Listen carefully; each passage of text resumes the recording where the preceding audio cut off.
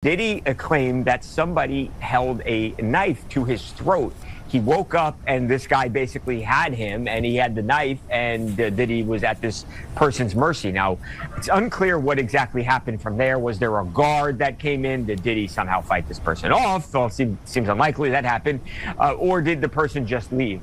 Bottom line, this guy, at least according to people close to Diddy and Diddy himself, could have hurt him badly or even taken his life. Sean Diddy Combs was originally scheduled for release in May 2028, until federal records quietly shifted that date to June 4.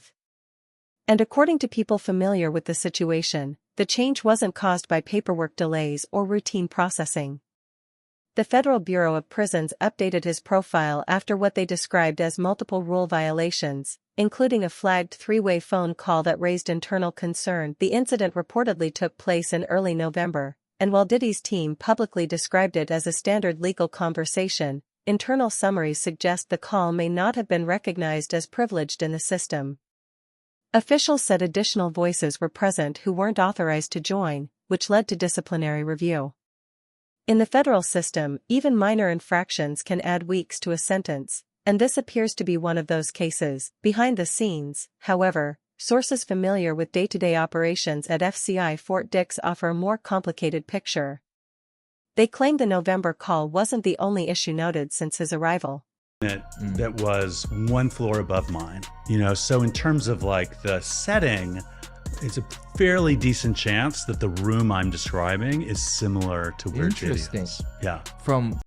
According to them, staff observed behavior that conflicted with the image of remorse Diddy projected last October, when he submitted a letter to the court describing himself as humbled and reflective. Some personnel allege that shortly after intake, he was found with a homemade fermented drink, a claim his camp has never confirmed and publicly dismisses as rumor.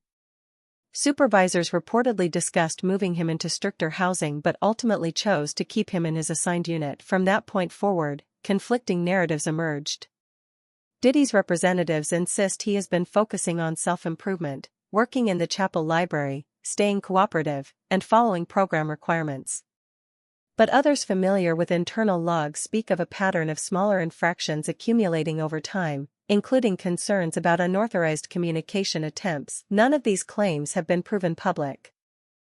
Diddy's original 50-month sentence was already a shock compared to the 11 years prosecutors pushed for. In court, the government described what they believed was a long-running operation stretching back more than a decade, involving private gatherings arranged through staff and intermediaries. Two key witnesses, Cassie Ventura and an individual referred to as Jane, were central to what prosecutors framed as a pattern of unlawful conduct. The headlines in July focused on the counts he avoided: no racketeering conviction, no trafficking conviction, but he was still found guilty on 2 federal charges involving the transportation of individuals for intimate purposes. Each of those charges carried a potential 10-year maximum. The final decision, less than half of what the government requested, sent its own message.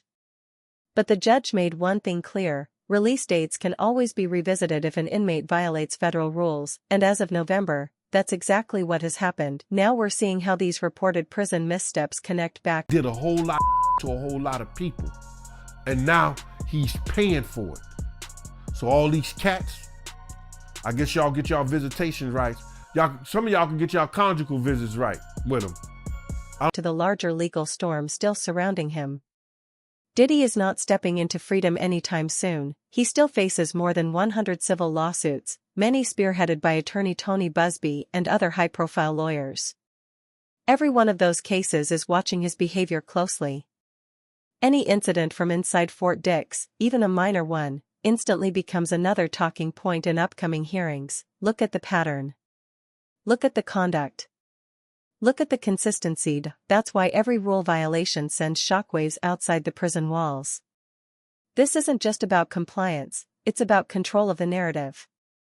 And with leaks, social media speculation, and constant industry scrutiny, every move he makes is examined for motive. So the question becomes, are these infractions simply reckless mistakes from someone chafing under restrictions? Or is Diddy using his time inside as another move in the ongoing fight to shape his public legacy? People F. In the indictments yet, there's been some time lag. I suppose it will take some time to go through all the forensic, evidence.